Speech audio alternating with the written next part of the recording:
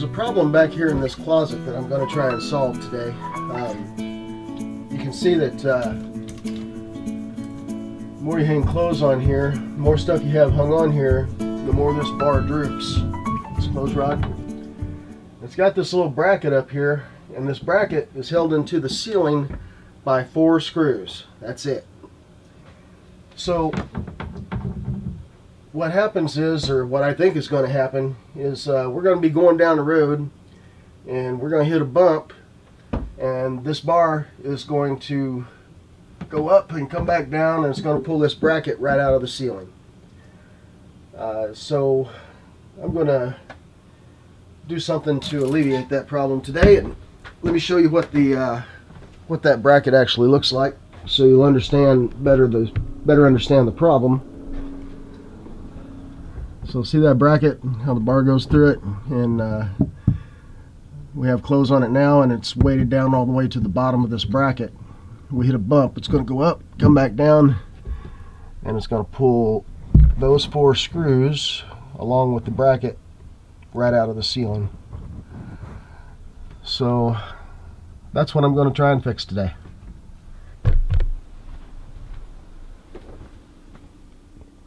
This is an aluminum extendable rod. It actually had 4 sections. I'm only using 2, and I found it at Walmart for about 12 bucks. Now down at the bottom, what I did was I used a little hold on just a second. So down here at the bottom, what I did was I used a little plastic jar that I had, and I drilled a hole in the bottom of it, and I screwed it down to the wood base in here, back here in the closet, and it's not sitting on one of the covers, you know. Okay, then you have the aluminum, and what that does is it keeps the aluminum pole in place at the bottom. Then coming up, what I did was up here at the top,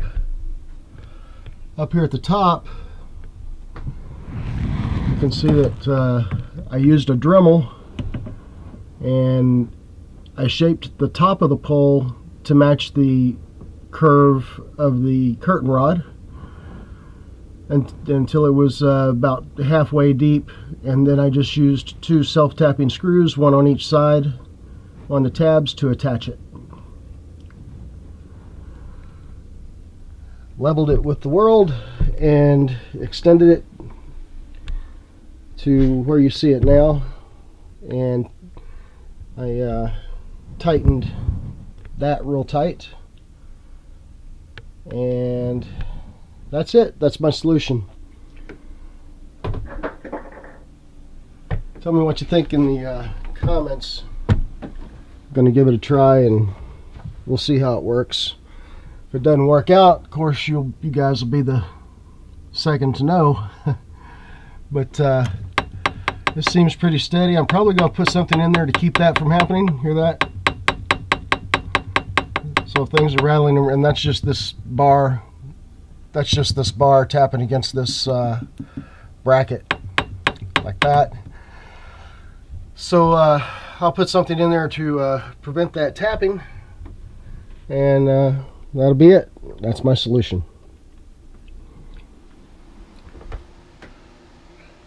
Added a grab bar to the screen door in the Forza. Gives us a great place to grab hold of that screen door, and I think it also maybe stiffens the door up a little bit, the screen door anyway, so that's a good thing.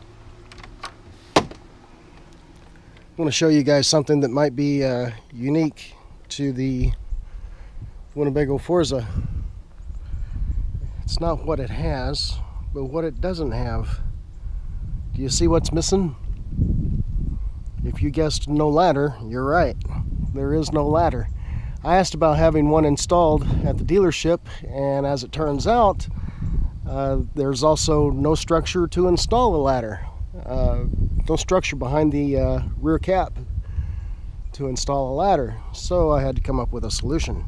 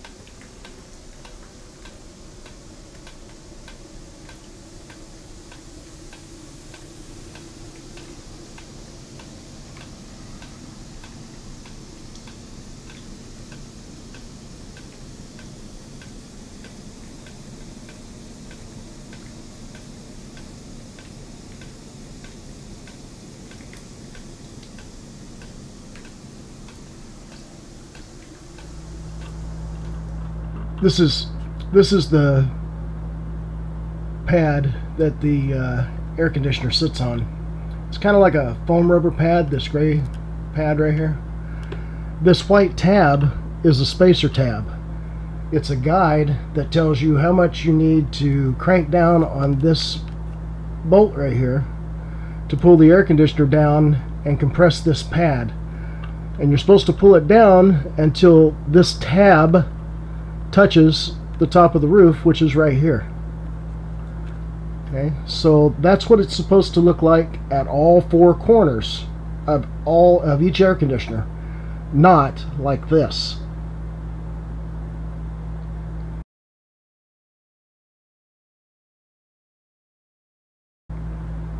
What I did was the next morning, after this air conditioner leaked all over the floor, I got in touch with the service manager where I bought the RV. His name is Brian, and he watched the video that I posted about it.